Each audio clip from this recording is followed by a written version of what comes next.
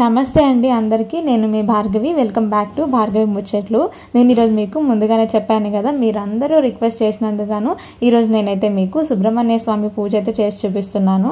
ఈ పూజని మీరు 11 మంగళవారాల పాటు చేసుకోవాల్సి ఉంటుంది. సంతానం కోసం ప్రయత్నించి అలసిపోయిన వాళ్ళు, ఎన్నో హాస్పిటల్ చుట్టూ తిరిగి అలసిపోయిన వాళ్ళు, ఇంకా మాకు సంతానం కలుగుతుందో లేదో అని ఆశలు వదిలేసుకున్న వాళ్ళు, ఐయుఐలు ఐవీఎఫ్లు ఫెయిల్ అయిన వాళ్ళు, అలాగే ఎలాంటి ప్రాబ్లం లేకపోయినా సరే అన్ఎక్స్ప్లెయిన్డ్ ఇన్ఫర్టిలిటీ అని చెప్తున్నారు అని వీటన్నిటి వల్ల బాధపడుతున్న వాళ్ళందరూ కూడా ఒక్కసారి నా మీద నమ్మకంతో ఈ పూజని మీరు కనుక చేసుకొని చూడండి. 11 మంగళవారాలు పూర్తయ్యే లోపే మీకైతే గుడ్ న్యూస్ అయితే వచ్చేస్తుంది. ఆ సుబ్రహ్మణ్య స్వామి కరుణిస్తే ఒక క్షణం చాలండి మన గుడ్ న్యూస్ తెలియడానికి. నేను కూడా నా జీవితంలో పీసీఓడి సమస్యతో బాధపడి పెళ్ళైన 4 సంవత్సరాల వరకు కన్సీవ్ అవ్వలేదు. కానీ ఎప్పుడైతే ఈ సుబ్రహ్మణ్య స్వామి పూజ గురించి తెలుసుకున్నానో ఇంకా వెంటనే ఈ 11 మంగళవారాల పాటు పూజ గురించి అయితే స్టార్ట్ చేశాను అనమాట. ఇంకంతే 11 వారాలు పూర్తయిందో లేదో ఆ వారం ఆ నెల కంప్లీట్ అయిపోయింది. అంతే, ఇంకా నాకైతే పాజిటివ్ రిజల్ట్ అయితే వచ్చేసింది. నేను ఈ పూజ చేసి నాకు ఫలితాన్ని పొందాను కాబట్టి మీ వరకు తీసుకొచ్చాను. మీకు కూడా ఇంత కాన్ఫిడెంట్ గా చెప్తున్నాను.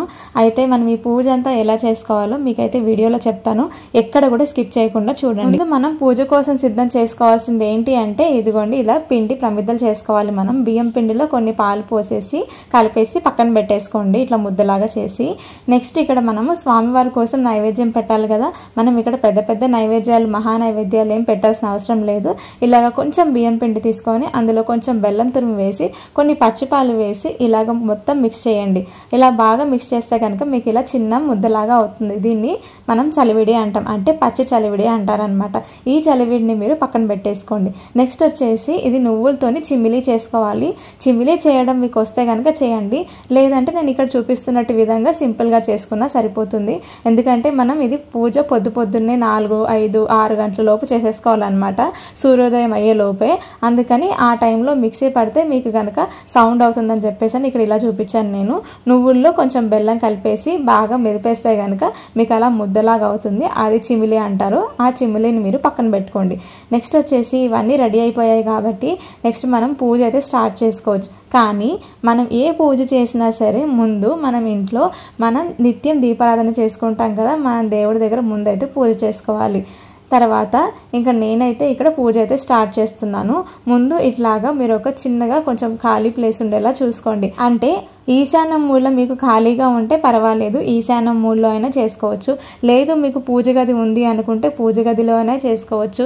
లేదు మాకు పూజ గది లేదు, ఒక సెల్ఫ్లో మేము చేసుకుంటాము, మాకు ఈశాన్యం మూల కూడా ఖాళీగా లేదు, అక్కడ సింకో ఏదో వచ్చింది అనుకుంటే కనుక మీకు ఇంట్లో ఏ ప్లేస్లో ఎక్కడైనా సరే ఏ మూలనో ఒక మూల మీరైతే ఇలా చేసుకోండి. ముందు ఇల్లంతా నీట్గా శుభ్రం చేసుకోండి. ముందు రోజు నైటే మీరు తడిగుడ్డలు అంటే మాప్ పెట్టేసుకోండి, ఇల్లంతా నీట్గా ఊడ్చి తుడిచేసుకోండి తడిగుడ్డలు పెట్టుకొని. అండ్ నెక్స్ట్ డే మార్నింగ్ మీరు తలారా స్నానం చేసి మంచి బట్టలు కట్టుకోండి. మంచి బట్టలు అంటే మీరు కొత్త బట్టలే కట్టుకోవాల్సిన అవసరం లేదు. మనం పీరియడ్స్ టైంలో వేసుకుంటాం కదా, అలాంటి బట్టలు కాకుండా ఫ్రెష్గా ఉన్న బట్టలు, ఆ టైంలో వాడని బట్టలు మీరు వేసుకోండి. సో మీరు పొద్దున్నే మంగళవారం రోజు 4 గంటలకల్లా లేచారు అని అంటే కనుక పూజ 6 గంటలకల్లా అయిపోతుంది. మీరు లేచిన తర్వాత తలస్నానం చేయండి. లేదు అంత పొద్దున్నే తలస్నానం చేస్తే మాకు సైనస్ లాంటి ప్రాబ్లమ్స్ ఉన్నాయి అనుకుంటే మీరు ముందు రోజు సోమవారం నాడే తలస్నానం చేసి ఉండండి. మంగళవారం రోజు మామూలుగా వంటకి స్నానం చేస్తే సరిపోతుంది. మంగళవారం రోజు పొద్దున్నే మీరు ఇల్లంతా క్లీన్ చేసేసుకొని తలస్నానం చేసి బట్టలు కట్టుకున్న తర్వాత ఇక్కడ దేవుడి దగ్గర నేను చూపించిన విధంగా పూజ కూడా చేసేసుకున్న తర్వాత ముందు ఇలాగ కొంచెం పసుపు కొన్ని నీళ్లు వేసి బాగా అలికి అంటే ఇలా రౌండ్గా పసుపును అయితే రుద్దండి. తర్వాత మీరు బియ్య పిండితోని ఇలా షట్కోణం అంటారనమాట. ఫస్ట్ ఒక ట్రయాంగిల్, కిందికి ఇంకో ట్రయాంగిల్ వేసేసి అందులో పసుపు కుంకుమ వేసుకోండి. తర్వాత మీరు మనకి 6 కోణాలు వస్తాయి కదా, వాటిలో కూడా మొత్తం ఏం చేస్తారు అని అంటే తమలపాకులు పెట్టండి. తమలపాకులు పెట్టిన తర్వాత మధ్యలో ఒక ప్లేట్ పెట్టి ఒక తమలపాకు వేయండి. మీ దగ్గర ఇలాగ రాగి ప్లేట్ ఉంటే సరే, లేకపోయినా పర్వాలేదు, ఒక తమలపాకు అయినా వేయండి. నేను సుబ్రహ్మణ్య స్వామి విగ్రహం పెట్టాను కదా, చిన్న బొటనవేలు సైజు. ఇది నేను ఎప్పుడైతే సుబ్రహ్మణ్య స్వామికి పూజ చేద్దాం అనుకున్నాను 11 మంగళవారాల సంవత్సరాల పాటు. అప్పుడైతే ఇది కొనుక్కొని తెచ్చుకున్నాను అనమాట. జస్ట్ 35-40 రూపాయలకి వచ్చింది. లేదు మేము విగ్రహం తెచ్చుకోలేము అనుకుంటే ఇక్కడ నేను వీడియోలో చూపించాను కదా, అలాంటి ఫోటో అయినా తెచ్చుకోండి. కానీ ఫోటో మాత్రం కంపల్సరీగా తెచ్చుకోవాల్సిందే. లేదు మేము ఉన్న ఏరియాలో మాకు ఫోటోలు దొరకవు అనుకుంటే కనుక మీరేం చేస్తారంటే, నేను ఇక్కడ ఫోటో చూపించాను కదా, అది స్క్రీన్ షాట్ తీసుకొని ప్రింట్అవుట్ తీసుకొని ఒక బుక్కుకో ఒక అట్ట ముక్కకో దేనికో అయినా అతికిచ్చి పెట్టుకోండి. ఇలాగ చుట్టూతో తమలపాకులు వేసిన తర్వాత మధ్యలో సుబ్రహ్మణ్య స్వామిని పెట్టాలి. మీరు ఫోటో కొనుక్కుంటే కూడా మధ్యలోనే పెట్టండి సుబ్రహ్మణ్యేశ్వర స్వామి ఫోటోని. తర్వాత మనం ముందైతే ఏవైతే బియ్యం పిండి తడుపుకొని పెట్టుకున్నామో ఇలాగా దీపాలు అయితే రెడీ చేసుకోవాలన్నమాట. అంటే ప్రమిదలు రెడీ చేసుకోవాలి. నెక్స్ట్ వీటికి మనం కుంకుమ అలాగే గంధం బొట్లు అయితే పెట్టుకోవాలి, 3 చొప్పున. పిండి ప్రమిదలు మీరు అప్పటికప్పుడు చేస్తే విరిగిపోతాయి, అందుకని చెప్పేసి మీరు ఎప్పుడైతే స్నానం చేసి రెడీ అవుతారో వెంటనే ఫస్ట్ అయితే పిండి కలిపేసి పెట్టేసుకోండి. ఆ లోపు బాగా నానుతుంది. మనం పూజ చేసేటప్పుడు డైరెక్ట్గా ఇలా ప్రమిదలు చేసుకుంటే సరిపోతుంది. ప్రమిదలు క్రాక్స్ రాకుండా పగిలిపోకుండా ఉంటాయి అన్నమాట. ఇలాగా 6 ప్రమిదల్ని కూడా 6 తమలపాకుల పైన పెట్టండి, అంటే చుట్టూతా పెట్టాలన్నమాట. మధ్యలో సుబ్రహ్మణ్యేశ్వర స్వామి ఫోటో కానీ, లేదు అనుకుంటే ఇలా చిన్న విగ్రహం కానీ, మన బొటనవేలు సైజు మాత్రమే ఉండాలి విగ్రహం, ఇంకెక్కువ ఉండకూడదు. అలా పెట్టేసిన తర్వాత దీపాలన్నీ పెట్టేసుకోండి. తర్వాత ఇంకొక దీపం అయితే ఎక్స్ట్రాగా పెట్టుకోవాలి. మనం దేవుడి దగ్గర ఇత్తడి కుందులు అంటే ఇత్తడిది దాన్ని కానీ లేదా వెండిది కానీ పెట్టుకుంటాం కదా, ఇలాగా ఇంకో దీపం అయితే ఎక్స్ట్రాగా పెట్టుకోవాలి. ఆ దీపానికి కూడా మీరు బొట్లు పెట్టేసి అందులో నూనె వేసి మిగతా దీపాలన్నింటిలో కూడా నూనె వేసి వత్తులు వేసి రెడీగా ఉంచేసుకోండి. ఈ పూజకి ఎలాంటి నియమ నిష్టలు ఉంటాయి, ఎలాంటి నియమాలు పాటించాలి, ఇవన్నీ కూడా నేను వీడియోలో మధ్యలో చెప్తూ ఉంటాను. వీడియోని ఎక్కడ కూడా స్కిప్ చేయకుండా చూడండి, అలా అయితేనే మీకు తెలుస్తుంది. పిండి ప్రమిదలన్నిటికీ కూడా మనం బొట్లు పెట్టేసుకున్న తర్వాత ప్రతి ప్రమిద దగ్గర కూడా ఇలాగ పువ్వులు అనేది పెట్టేసుకోండి. ఇలాగా పూజకు కావాల్సినవన్నీ 1-2 సార్లు చెక్ చేసుకోండి. మధ్యలో మళ్ళీ లేచే పని లేకుండా పువ్వులు కానీ, అక్షంతలు కానీ, పసుపు కుంకుమ కానీ, మనం ముందుగా ప్రిపేర్ చేసి పెట్టుకున్న నైవేద్యం కానీ అన్నీ ఒకసారి పక్కన పెట్టేసుకోండి. ఇందాక మీకు నేను చూపించాను కదా చలిమిడి అలాగే చిమ్మిలి, వీటితో పాటు మనకు పచ్చిపాలు కూడా కావాలి. పాలు కూడా ఒక గ్లాసులో వేసుకొని పక్కన పెట్టుకోండి. నెక్స్ట్ అయితే ఇంకా మీరు పూజలో కూర్చోండి. పూజలో కూర్చుంటప్పుడు కింద కూర్చోకుండా ఒక క్లాత్ కానీ చిన్న చాప కానీ వేసుకొని కూర్చోండి. ఇక్కడ నెక్స్ట్ అయితే మనం పూజ అయితే స్టార్ట్ చేసేస్తున్నాము. అగరబత్తీలతో కానీ ఏకహారతితో కానీ మీరైతే దీపాలు అయితే వెలిగించుకోవచ్చు.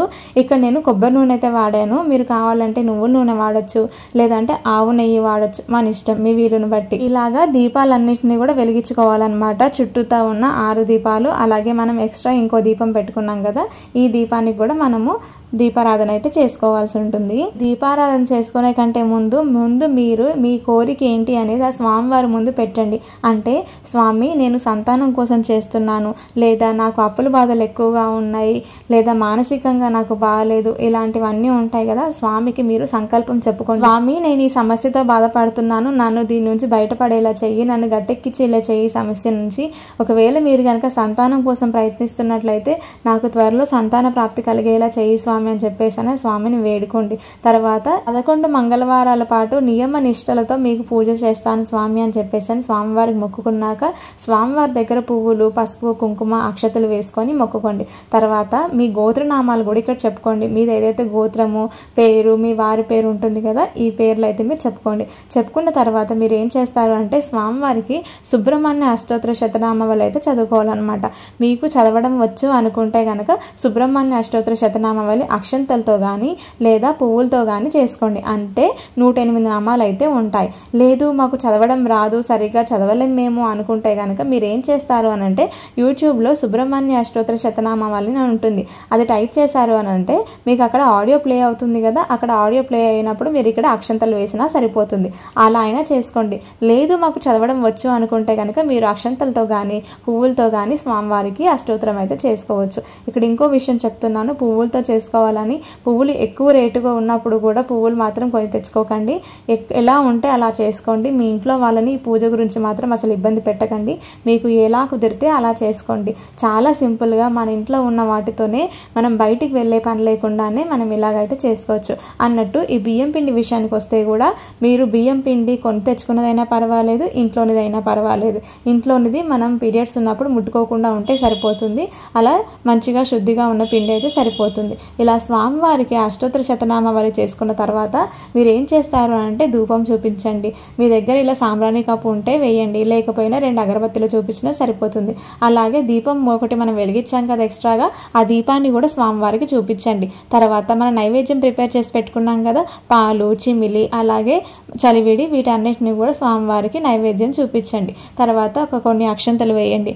అక్షంతలు వేసిన తర్వాత ఇలాగా హారతి కర్పూరం ఉంటుంది కదా, ఒక బిళ్ళ వేసుకొని వెలిగించి స్వామివారికి హారతి అయితే ఇవ్వండి. మీకు ఇక్కడ ఏదైనా హారతి పాట వస్తే పాడండి, లేకపోయినా పర్వాలేదు. స్వామివారికి హారతి కూడా ఇచ్చిన తర్వాత మీరు కూడా ఆ హారతిని మంచిగా కళ్ళకు అద్దుకొని మీకున్న కష్టాన్ని స్వామికి చెప్పుకొని ఈ కష్టాన్ని నుంచి బయటపడేయమని స్వామివారిని వేడుకోండి. ఇక్కడ మనం పంచోపచార పూజ చేసామన్నమాట. అంటే ధూపం, దీపం, నైవేద్యం, అలాగే మనం హారతి ఇచ్చాం కదా, మన నీరాజనం ఇచ్చాం కదా, మంగళహారతి, దాంతోపాటు మనం ఇక్కడ తాంబూలం అయితే ఇస్తున్నాం అనమాట. స్వామివారికి తాంబూలం ఇచ్చేటప్పుడు 2 తమలపాకులు, 2 అక్షంతలు వేసుకోండి. లేదు మీ దగ్గర వక్క, ఆకు ఇవన్నీ ఉన్నాయి అనుకుంటే కనుక అలా కూడా ఇవ్వచ్చు, పర్వాలేదు. ఇవన్నీ లేకపోయినా 2 తమలపాకులు కొంచెం అక్షంతలు వేసి ఇచ్చినా కూడా సరిపోతుంది. నెక్స్ట్ ఇక్కడ మీకు ఒక డౌట్ వస్తుంది, ఈ ప్రసాదం అంటే ఈ నైవేద్యం పెట్టిన తర్వాత ఆ ప్రసాదాన్ని మనం ఏం చేయాలి అని. ఈ ప్రసాదాన్ని మీరు ఏం చేస్తారంటే భార్యాభర్త ఇద్దరు తినాలి. అలాగే ఈ చలివిడిని, ఈ చిమిలిని కూడా భార్యాభర్తలు ఇద్దరు మాత్రమే తీసుకోవాలి. బయట వాళ్ళకి ఎవరికి కూడా ఇవ్వడానికి వీల్లేదు. ఇంకా ఈ పూజ చేసే వాళ్ళు పాటించవలసిన నియమాలు ఏంటి అని అంటే, మంగళవారం నాడు ఏ మంగళవారం అయితే మీరు పూజ చేస్తున్నారో ఆ రోజు భార్యాభర్తలు ఇద్దరు కూడా బ్రహ్మచర్యం పాటించాలి. అలాగే భర్త చేయకపోయినా పర్వాలేదు, కానీ పూజ ఎవరైతే చేస్తున్నారో, ముఖ్యంగా భార్య చేస్తుంది కాబట్టి భార్య ఆ రోజు ఒంటిపూట భోజనం చేయాలి. అంటే పొద్దున్నే మీరు ఈ పూజ చేసుకుంటారు కదా, తర్వాత కావాలంటే మీరు ఏ టీనో కాఫీనో తాగొచ్చు. మధ్యాహ్నం ఒక పూట మాత్రమే అన్నం భోజనం చేయొచ్చు. అండ్ నైట్ వచ్చేసరికి మీరు ఫ్రూట్స్ కానీ పాలు కానీ తీసుకోండి. లేదు ఫ్రూట్స్ పాలతో నేను ఉండలేను అనుకుంటే కనుక లైట్గా టిఫిన్ చేయొచ్చు, ఇడ్లీ కానీ, దోశ కానీ, ఉప్మా కానీ అలాగా. అంతేగాని అన్నం మాత్రం నైట్ తినకండి. వీలైతే చపాతీ అయినా తినొచ్చు. ఫ్రూట్స్ తిని ఉంటే ఇంకా మంచిది, వీలైతే ఉండండి, లేకపోయినా పర్వాలేదు. అయితే భార్య భర్తలు ఇద్దరు కలిసి పూజ చేయండి. లేదు మీ భర్తకి ఇలాంటివి చేయడం ఇష్టం ఉండదు, ఆయన ఆఫీస్కి వెళ్తారు, ఆయన ఎక్కడో ఉంటారు, మీరు చేయలేరు అనుకుంటే కనుక మీరొక్కరే మనస్ఫూర్తిగా ఆయన కూడా కలిసి చేస్తున్నట్టుగా భావించి మీరు పూజ చేయండి. అంతేగాని మీ ఇంట్లో వాళ్ళని ఇబ్బంది పెట్టకండి, వాళ్ళ చేత తిట్లు మాత్రం తినకండి. బ్రహ్మచర్యం పాటించమన్నాను కదా అని చెప్పేసని ఈ పూజ అంతా అయిపోయే వరకు మేమిద్దరం కూడా దూరంగా ఉంటాము అని అనుకోకండి. ఎందుకు అని అంటే అందువల్ల మీ మధ్యలో గొడవలు వచ్చే అవకాశం ఉంది. మీరు ఎప్పుడైతే ఏ రోజైతే పూజ చేసుకుంటున్నారో ఆ ఒక్కరోజు మాత్రం, ఆ మంగళవారం మాత్రం మీరు బ్రహ్మచర్యం పాటిస్తే సరిపోతుంది. ఏ మంగళవారం అయితే పూజ చేసుకుంటారో ఆ వారం ఆ రోజు మీరు బ్రహ్మచర్యం పాటించమని చెప్పాను కదా, దాంతోపాటు మీరు ఉల్లిపాయ కానీ వెల్లుల్లిపాయ కానీ తినకూడదు. ముఖ్యంగా నాన్ వెజ్ జోలికి అస్సలు వెళ్ళకూడదు. సో ఆ రోజు పూజ అంతా అయిపోతుంది కాబట్టి నెక్స్ట్ డే వెనస్డే మీరు ఇవంతా కూడా క్లీన్ చేసే వరకు కూడా మీ ఇంట్లో నీసు అసలు ఉండకూడదు, తినకూడదు అనమాట. ఇది వీలైతే కింద పడుకోండి. లేదు మేము కింద పడుకోలేము అనుకుంటే బెడ్ పైన అయినా పర్వాలేదు, కానీ వీలైతే కింద పడుకోవడానికి ప్రయత్నించండి. ఉల్లిపాయ వెల్లుల్లిపాయ నాన్ వెజ్ మాత్రం ఆ రోజు వండకుండా ఉండండి, మిగతా ఏవైనా వండుకొని తినొచ్చు. పొద్దున్నే సూర్యోదయం లోపే పూజ అంతా కంప్లీట్ అయిపోవాలన్నమాట. మీకు 6 గంటలకల్లా పూజ అంతా కంప్లీట్ అయిపోయేలా చూసుకోండి. అలా చేసుకోవాలంటే మీరు పొద్దున్నే 3:30, 4 గంటలకల్లా లేచారంటే మీరు ఇంట్లో పనులు చేసుకొని మీరైతే పూజ అయితే చేసేసుకోవచ్చు.